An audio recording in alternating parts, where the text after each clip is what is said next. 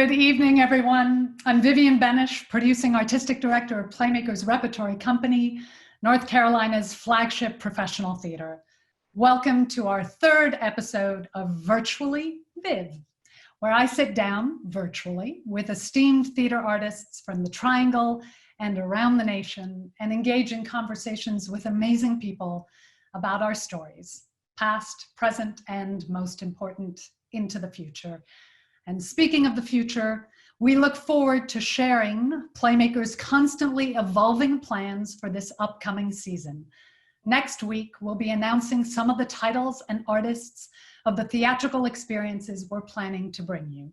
Safety for our audiences and company members alike is, of course, our #1 priority. So we'll also be sharing the ways in which we plan to open our doors with the responsible optimism that will make that possible. For those of you joining Virtually Viv for the first time, welcome. There's a special treat in getting to experience it live. Although you won't be able to speak directly, the chat button at the bottom of your screen is a great tool to write in any questions you might have. You can do this at any point during the conversation. It won't interrupt us. And our fabulous Associate Director of Marketing, Rosalie Preston, will be keeping an eye on the chat and passing along some of your questions. Our guest tonight began his illustrious career right here at UNC Chapel Hill, where he was a communications major, but also took classes in the Department of Dramatic Art, worked with the Lab Theater, one of the great student-run theater organizations on campus, as well as on UNC STV's most popular show, General College. He then went on to get his MFA from NYU's Tisch School of the Arts, which is where I had the pleasure to meet him, work with him, and witness his performance of the last third of Hamlet. More on that soon. To give his entire bio would take all night, but he is a stage, film, and television actor with countless credits to his name, including the films Almost Famous, Big Fish, Stage Beauty, and Spotlight, the Broadway productions of The Elephant Man, The Pillow Man, Coast of Utopia, and Arcadia twice. And on television, the Netflix series Gypsy, and most recently, The Morning Show on AppleTV+, for which he has already been nominated for a SAG Award and won a Critics' Choice Award. He's a SAG Award winner as well as a Tony winner, and I have the great fortune to call him my friend. So please welcome Billy Crudup. Hello. Hi. Thank you so much for joining us. And, thank you so much for having me. It's such a treat for me. When was the last time you were down in this neck of the woods? That's a good question. I can't actually remember. It was probably over 10 years ago, I think now. Yeah, it's been quite some time, unfortunately. I had some family there, and when my grandfather passed away, he lived in Henderson. That was the last of the family that I had there, and I haven't. Oh my God, Billy! I just went to Henderson for the first time last week to the drive-in movie theater. I didn't realize they had a drive-in movie theater. They have an amazing drive-in movie theater there. It's worth the trip back down here to go to Henderson. All right, fair enough. And you're talking about Henderson, not Hendersonville, right? Oh God. I'm gonna show my North Carolina. Did you go north of Durham or did you go west? Okay, that's Henderson, north of Durham. That's Henderson right there. Yeah. Excellent. So where do we find you now? I'm in New York City. This is where I call home, and I've been here ever since I moved here to go to graduate school with you. Yay. So yes, so I think a lot of people here are going to want to know a little bit about how you got the bug, the theater acting bug, and a little bit about your time here at UNC as well. Sure. You know, I moved around quite a bit when I was younger and went to a lot of different schools. And one of the ways that I fit in was by being a bit of a class clown. And there's no dignity in being a class clown, and there's no dignity in being an actor. You have to just put that aside and be exposed as a vulnerable human being, ready to make somebody laugh for the opportunity to befriend them. And that was my way to fit into different schools. And what that led me to was anytime somebody would say, oh, we've got a performance coming up of something. Is there anyone out there who would be willing to play this part? I raised my hand, of course, the ham that I was, and there are very few other takers, certainly.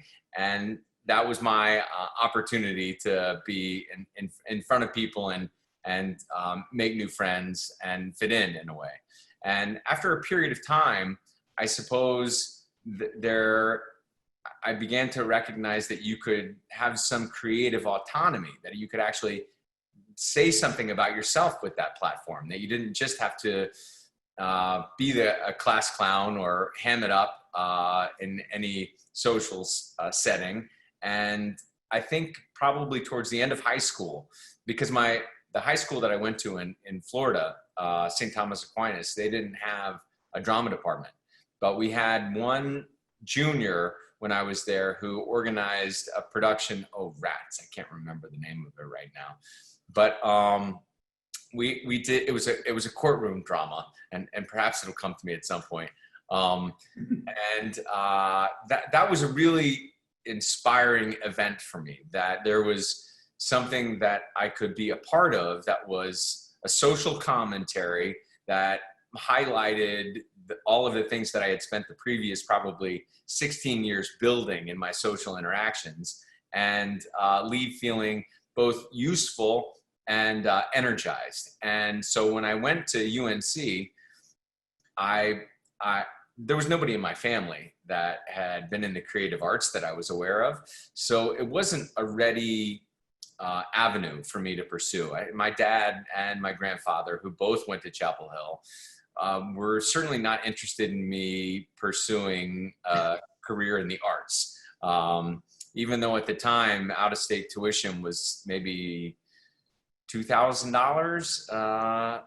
I don't know if it was a semester or a year, but something ridiculous like that. And so I pursued a career in speech communications, because I discovered my freshman year, when I had to choose my electives, that there was something called oral interpretation of prose and poetry that was taught by a wonderful teacher in the speech department named Paul Ferguson. And it would take me hours to work through a chapter of Western Civ. But spending some time with a poem, ready to perform it the next day, 2 weeks later, a month later, was right in my wheelhouse. And I think probably it was useful to me at the beginning to boost my GPA. So I began to take as many performance classes as possible. And I think, as it is for many people, when you're encouraged by mentors and people you look up to, and for me, that was always teachers throughout my entire education. I had some wonderful educators, Angel Aloma at St. Thomas Aquinas, and then Paul at UNC, and then Susanna Reinhardt and Didi Corvenis. They were like wonderful mentors to me and incredibly encouraging. So I, went to the light and kept taking those classes. And at a certain point, I had run out of performance classes to take at UNC. In the meanwhile, I was hamming it up on General College, which was the student soap opera that you alluded to early on. And it doesn't take long to discover that my acting skills were in a very rudimentary place on General College, as were my costume designing skills. Have you looked at an epic? Do they exist? Have you? Oh yeah, they're out there. Yeah, occasionally I'll find myself on a talk show where somebody has dug one up. Oh dear. And, I'm not going to do that to you. I don't have that. It's quite all right. Listen, I'm thrilled by it now. One of my favorite people, Michelle Lawler, she was my girlfriend on the show, and we get an enormous kick out of any time there's a clip shown, because we had a rather notorious shower scene that was pretty risque at the time. Yeah. And interestingly enough, her son Jake went to Chapel Hill, played football there, and has recently graduated and is interested in filmmaking and writing, directing, and he and I have been having conversations. So it's wonderful to see another Tar Heel move into the arts. Oh my God. So did you know by when did you know, like, yes, I want to make a career of this? Vivienne, when I was sitting in New York City with you at NYU, that was the first time when we had showings, our first year. Okay. At that point, by the way, I had graduated from college. I had my degree. I had applied to graduate schools. I was lucky enough to get into NYU. I showed up there with the encouragement of Ron, still not knowing that I wanted to be an actor. I thought I wanted to be a teacher. In fact, that was the thing that I was aspiring towards, because again, the people who I lionized were my educators. And it wasn't until the first day that we were all sitting there at showings, and the first years had to do monologues, the second years, did you guys do scenes or something? Yeah, you had to do scenes in second year. That's right. And then I can't remember what the third years do, but there was then 60 people with a faculty of 30 or something, encouraging serious craftsmanship. That this was a way to pursue what is inarguably an undignified profession in a dignified, mostly heroic way. And Zelda Fitchhandler knew how to speak to the power and importance of arts in the community and society, and what part you could play in being a member of those that want to help in human discourse. And that to me seemed, oh, right, I want to be an actor. I just never heard anybody talk like that about it before. And I never saw so many serious-minded people gathered together with such incredible industry and craftsmanship, dedicated. They were going to spend however much money we were spending at NYU to get an education. I remember being $80,000 in debt or something by the end of it, but for the purpose of being a part of the cultural conversation and fine-tuning a craft that would give you agency. That seemed to me like, well, how could my father and my stepfather, my father and my grandfather, then argue against my pursuit of this? That it was a rigorous and dedicated craft for which I should be proud and they should be proud. And I think that's when I knew I wanted to actually be an actor. Did you have that parental moment where they came to see you at a particular show and were like, hey, you're good? Well, my grandfather was a very tough, he was a tough guy. And he was a recent widower. My grandmother died the day that I graduated from high school. So when I came up to Chapel Hill, he was a widower, and he and I had lunch every week at the Rathskeller, which I don't think is there anymore, but it was there when he was in college there in the 40s and 50s. And it was there when my dad was there. And he and I had lunch every week there. And invariably the conversations involved some way in which I was screwing stuff up. But he was invited to several of the productions that I did at the Lab Theater. And one in which the Resistible Rise of Arturo Ui, where I got to play Arturo Ui, after that was the first time he ever acknowledged that that he had enjoyed some aspect of it. And it went something like, well, you didn't stink that one up. And I was like, man, that's gold. It took my dad a while. It took a while for my dad to come around. But once I started to earn money and pay my own way and pay off my debts and stuff, he was like, well, I guess it's going to work for you after all.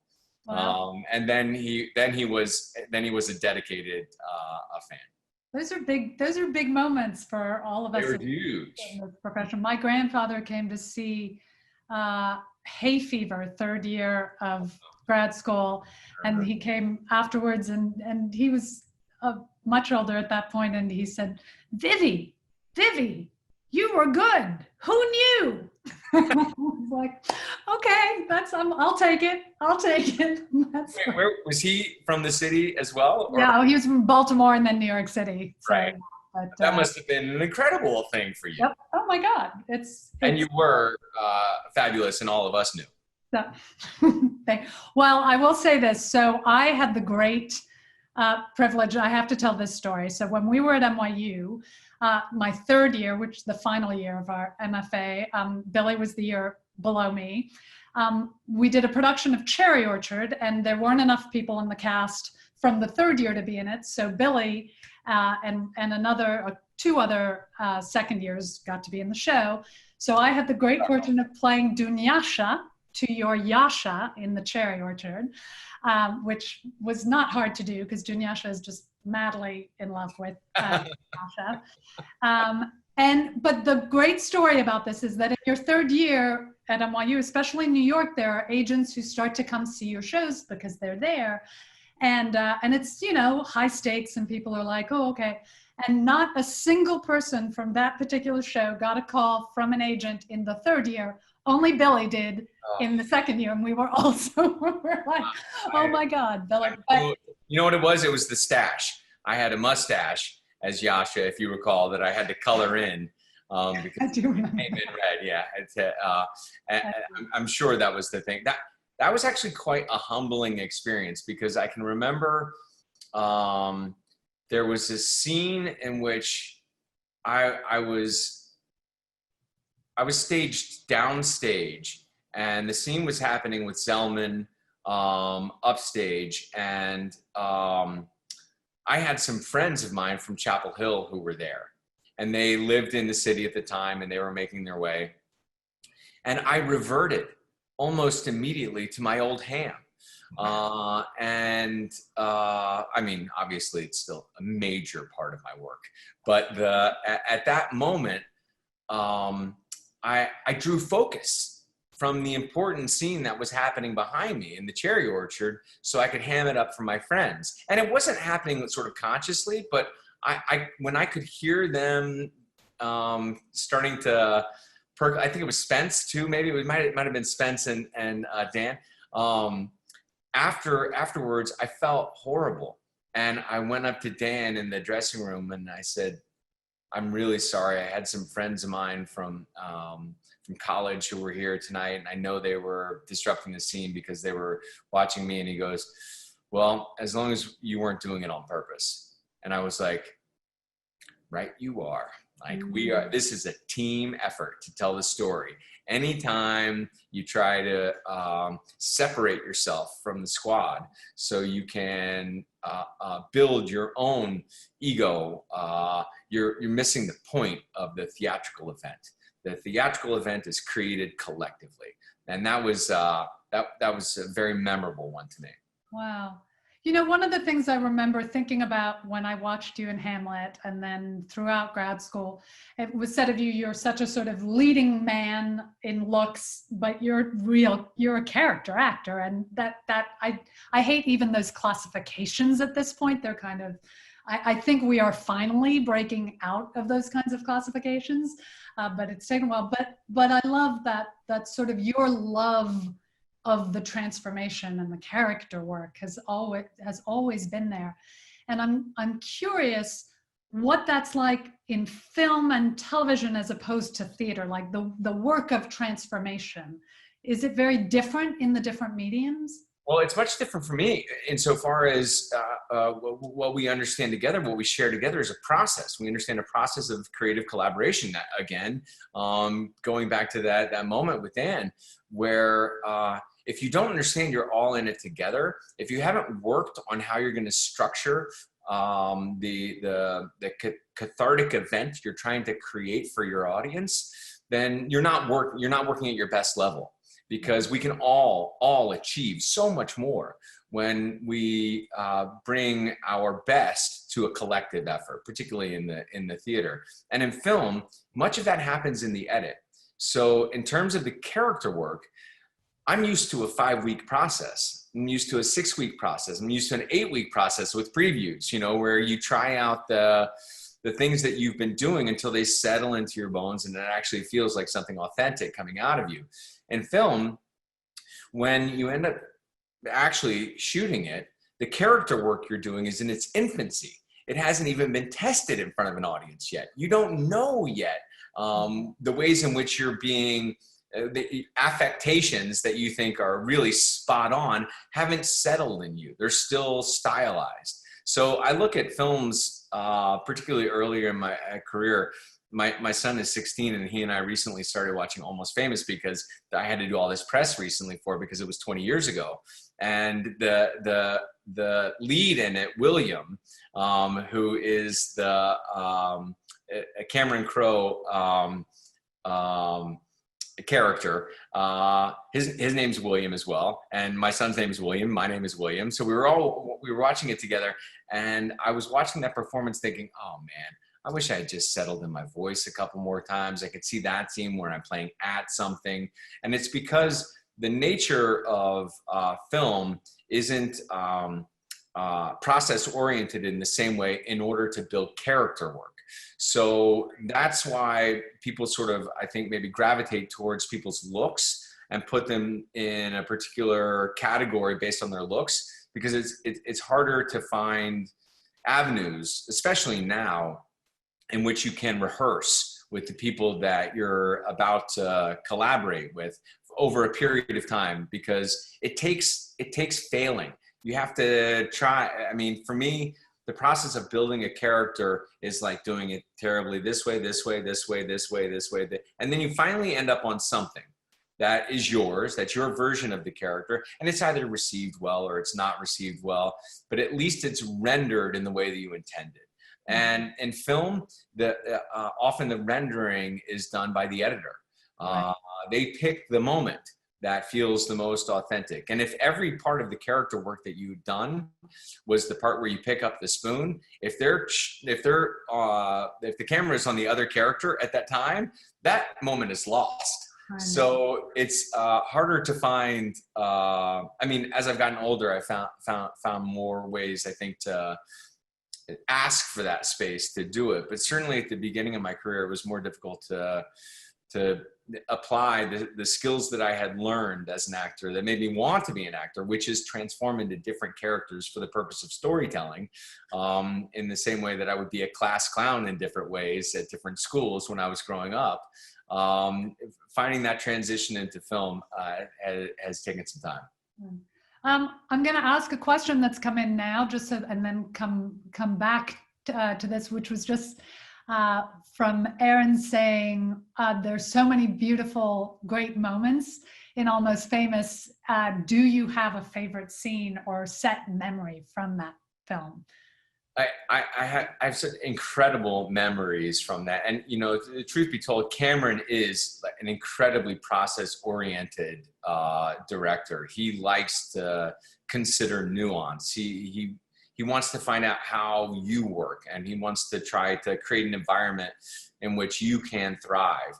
And there were innumerable scenes that I found really poignant, but working with Patrick Fugit, who was the young William, was particularly inspiring. And I just remember the last scene that we shot together, where I kind of go to his house to finally give him the interview that I've been dodging the whole time. And he asks me, what do you love about music? And Cameron leaves it with an ellipse. You know, Russell says, to begin with everything. And it's just ... on the page. But then he and Cameron filled it in like with a monologue of stuff, you know, in our mind of what it would be. And so to build that kind of stuff that you knew wasn't going to be in the movie, that was really about the event, again, between these two characters coming together after such a long journey. And to do it with Patrick, who, you know, I got to see literally grow during the space of making that movie. It was a 6-month shoot, and he was 15, and he literally got taller. As I got shorter. But that was really, that was a lovely once in a lifetime thing. I'm reminded, by the way, that I was given this by my mom a while ago, and that's historic Playmakers. historic Playmakers. Oh right my there. God, I love it. Did you It's put that up just for this interview, or does it live there? I'm going to say it lives there. oh, it does live there for sure. Yeah. I love that. Someone just asked about, do you still act in plays? And I laugh at that because I know that recently you told me that you've, been working on what was one of the hardest and most rewarding at the same time processes, which was a one-person show. Right. Harry Clark. Will you share a little bit about that experience? It was written by a man named David Cale, who is a wonderful solo performing artist in New York City and has been doing these kinds of productions for over 20 years. And he, for almost all of his career, he's written them himself. He's played all the characters himself. They often include music. And he has just a wicked sense of humor and kind of eviscerating point of view about humanity. And his language is it's gorgeous. And so there was one play that he wrote one time, and just on a lark, on the cover, he wrote starring Billy Crudup, directed by Lee Silverman. And this was maybe 5 years ago, 6 years ago or something. And then the Vineyard Theater approached him and said, we would love to do one of your plays. And that was the first place I ever did a play in New York City, was at the Vineyard Theater. It was Chiori Miyagawa's play, who was a great friend of Paul Walker. And so, dear to my heart. And Joel De La Fuente and I were in that production. So the Vineyard Theater was always close to my heart. And so when the artistic director sent me the play, I thought, a 47-page monologue? No. Like, I mean, why would I do that? That sounds terrible. And in the middle of the night, I woke up in a cold sweat thinking, how many people get the opportunity to open a play in New York City that's so daring in what it's attempting to do? If you don't do this, you suck. You suck worse than you think you suck. You double suck. And so I said yes, begrudgingly. And Lee and David, they guided me through this. Again, it was one of the most beautiful collaborative experiences I've ever had, because it was so difficult and I had to lean on them so much. And it required all of the skills that I learned when I was in school. I called upon Deb Lapidus to help me with the singing. She was our singing teacher. I called upon Liz Smith, who was actually a teacher at Juilliard at the time, for dialect training, who I've called upon since I first worked with her in 1995 on Arcadia.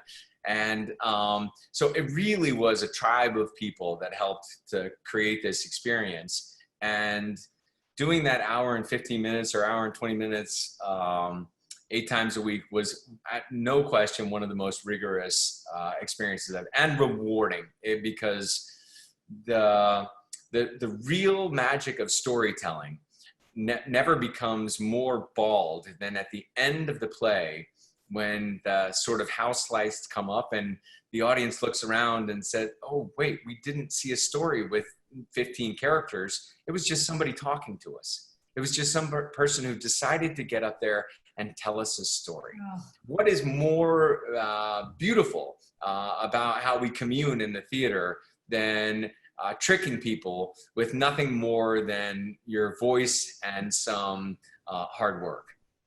Well, that's a perfect segue to what I'm going to make my last question before we go to some of the chat questions here. But I'm asking this to every guest, all 3 of you so far. So at the heart of Playmakers' mission is the belief that theater can be transformative and to have like a transformational impact. And in the sense of, so I'm asking, like, what does transformation mean to you? And not even necessarily as an actor right now, as a human in our world, and as someone in the arts in today's world at the moment that we're going through on so many levels. What is possible? What is transformation?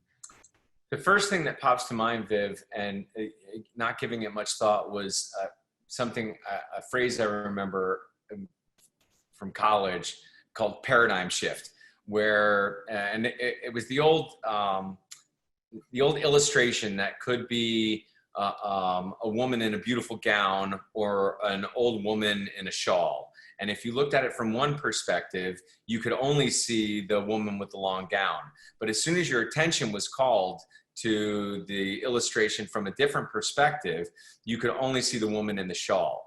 And that kind of trick of the mind that theater offers through empathy and articulation, and again, diligent work, craftsmanship, that kind of stuff, that starts with the playwright and is guided by the director. I have had a number of experiences that I found transformative, not the least of which you were involved with, which was my experience of Angels in America Part 2 at NYU, where truly I didn't know theater could do that. I didn't know I could empathize with people who I had never encountered in my life like that before.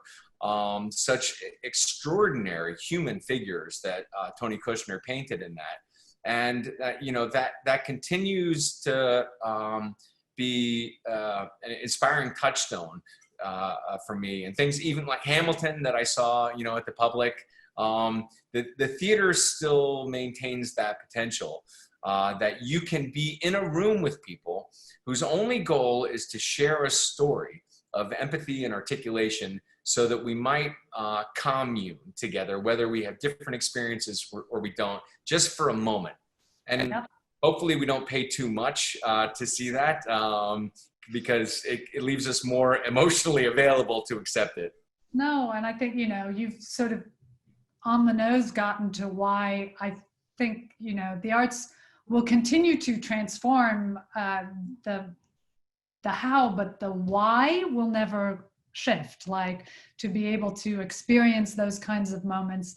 And I know sometimes I feel like those of us who are lucky enough to do this and have the passion for it and get to do it, certainly feel that way. But I really remain held that one person who comes to see Angels in America and gets to have a conversation with their father when they go home that night, or 10 months later when they go, oh, that the arts, the reverberations of that transformation just exist. That my sense, welcome. I haven't changed, Billy. I still speak in total tangents. I'm so glad we're relating in such a familiar way. But how I feel that when we can, in good faith, that's the big part of the theater. And when people take advantage of that good faith in the theater, it makes me angry, because it really is an opportunity for us all in good faith to join in a conversation about the collective experience of humanity. And whether it's whether the cathartic experience that we're aiming for is a laugh, which is something we all need right now, or whether it's to be gutted because we have not participated in our society in the way that we know we must to be humane individuals, whatever that cathartic experience is. And if you continue, I feel like, to pursue that in good faith, the theater offers innumerable and countless opportunities. Here's a really interesting question that came up. How would you have maintained your creative momentum at UNC if COVID-19 had presented while you were there? What advice to drama students and communication students and all the students here who are quarantined, but coming back soon in a very different world? What an incredible question. Wow. Well, I can speak to it from my own perspective, which is the experience of this kind of isolation and this kind of imminent threat, and this need to attend to the way that we comport ourselves in a community, has left me feeling it like an infant again, like I don't know anything. And I think that's probably a great place as an actor to start anything, which is I have nothing but questions. I don't know how this ends. I don't know what it's supposed to be about. And if the sense that I have of being a part of this community in New York, going through this pandemic,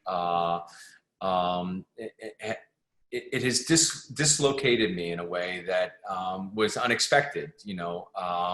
In fact, I felt like I had found some kind of solid ground in being able to do the morning show, and I knowing that I was going to go back and do it. And we had just started shooting for 2 weeks before we were shut down. And then I came back to New York, and I think it must offer as an actor, not just the unbelievable and rare opportunity to be a part of such a extraordinary human event as this. So it gives you special insight into people who, playwrights who have written plays during times like this before. You can commune with people from centuries ago who were trying to manage very similar things in this march towards human progress. It also offers the opportunity for you to be innocent again. And I know as a college student, whoever asked this must be saying, but I'm a college student, I'm already innocent. Use this as a tool to distill that innocence, because this will end and you will have the opportunity to display whatever gift you have in your acting. And if you can continue to include the openness and innocence that comes from learning that you really don't know anything about this big broad world, I think that will help you. That's beautifully put. Here's another. A couple of people asked about moments with Albert Finney in Big Fish, and someone saying they still mourn the loss of such a pillar of the stage and screen. And what did you take with you from your moments on screen and off with him that inform your craft today? Well, he was at the point in his career where he had such a generosity of spirit and lovingness that it's something I can only aspire to. I still, on the set or in the rehearsal room, I spend most of the time like, I'm so sorry, and Albert had none of that. It was nothing but let me find a way that you get what you want, Tim, you get what you want, Billy, you get what you want, Jessica, and let's create it together in a loving spirit. And then afterwards, let's make sure we go out for drinks. There was a kind of affability that was communal. It was he liked being a part of the community, and I'll never forget being so in awe of him and seeing such a loving generosity of spirit. And I've been extremely lucky in my career to have a number of those with Michael Gambon and Patrick Stewart. And that was my next. Another question came in about Ian McKellen and Patrick Stewart. Yeah. I mean, Ian McKellen has one of the greatest instruments that I've ever seen on display. It's really extraordinary, and his intellect is particularly for the theater. I've never met anyone who has exceeded it. And Patrick, the same level of expertise, but his generosity and warmth. Again, that's why I was thinking of Albert before. Just that we're all in it together, spirit. Every time I sort of lose myself in my own story, I harken back to those mentors, and it's really extraordinary. Okay, here it is. That inevitable question, Billy. What are dream roles that you're still dying to play? And will you come to PlayMakers to play them? Listen, it has been on my mind to work at PlayMakers for a long period of time. The truth is, think of myself as an interpretive artist, a secondary artist. The primary artist to me is the playwright. And in collaboration with the playwright is the producer and the director. They're the ones who are deciding what this event is we're all going to pay $20, $30, $120, $200 for in the night. When they call upon me and say, we want you to be a part of it because we think you can add to it in this way, that's when I feel useful. I don't feel useful as the primary person saying, you know what, I've always had this Richard II in mind, and now it's my time to put it into action. That is not a natural state for me to approach the work. My work has always, I feel like, thrived when I put myself in the hands of people who are smarter and more capable of creating the entire event. Because I'm not a director, I'm not a producer, I'm not a costume designer, I'm not a production designer, I'm not a cinematographer. I don't know how to do any of that. Even being in this business for 25 years, I still don't know how to do any of it. But what I can do is try to apply my skills or for creating characters to help somebody else in their desire to tell a story. Yeah, I have to quote, because you know who's watching tonight is Dee Dee Corvinus. So I could see she has a comment here. She says she has to correct you on one aspect, Billy. Even as an undergrad, you were an immensely generous actor in the moment and there for your scene partners. I remember that in grad school too. That relate to you. Well, she was certainly one of the more formidable figures in the infancy of my desire to be an actor, who was encouraging because I was not a member of the drama department, and she said, keep pursuing it, come take my class for acting for majors. And when I was trying to figure out what I was going to do after school, she was one of the ones I went to and said, what do you think I should do? And she said, keep pursuing it. Go to graduate school, pursue it at the highest level you can, because I believe in you. And for Dee Dee knows how grateful I am to her. And if she doesn't, I hope she's reminded of it.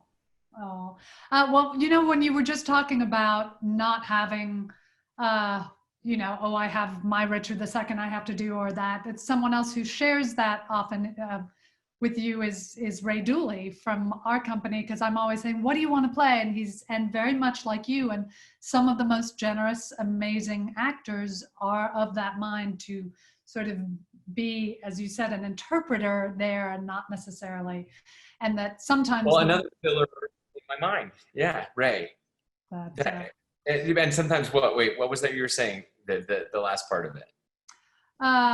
Oh, just that to be an interpreter. Oh, that he always says, if I ask to play a role, whatever, those don't wind up being the great experiences. Often it's the role that you get asked to play that you discover in the process with great collaborators, that you go like, oh my God, that was an unexpected yeah.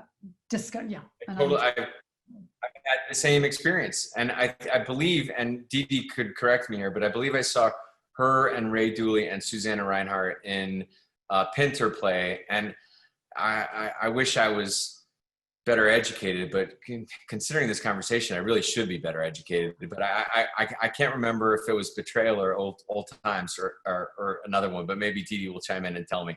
But that was one of Old Times.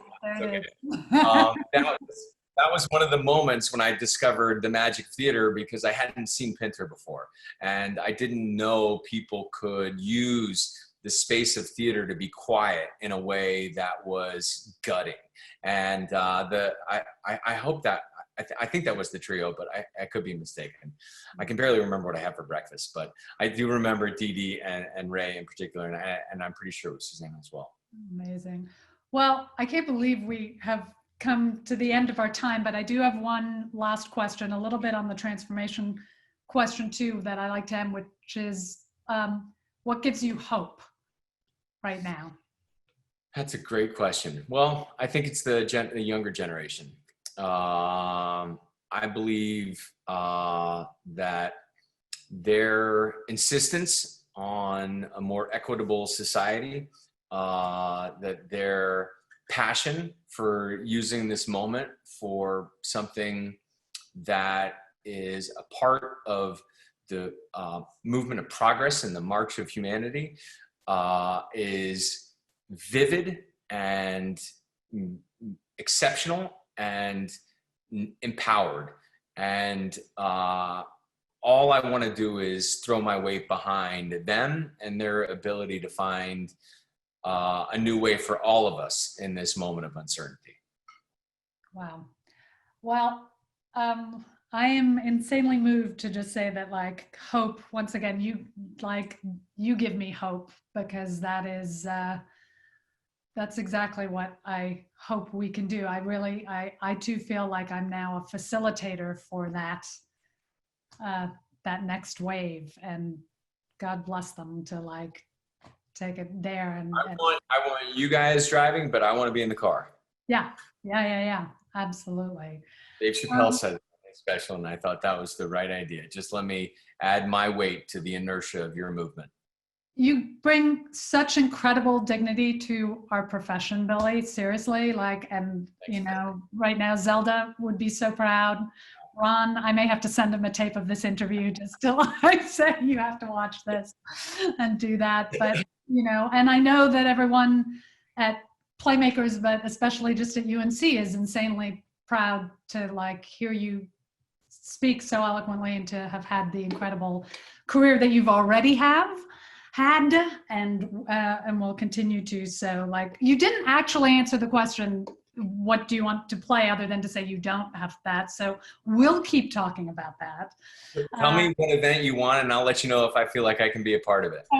Okay.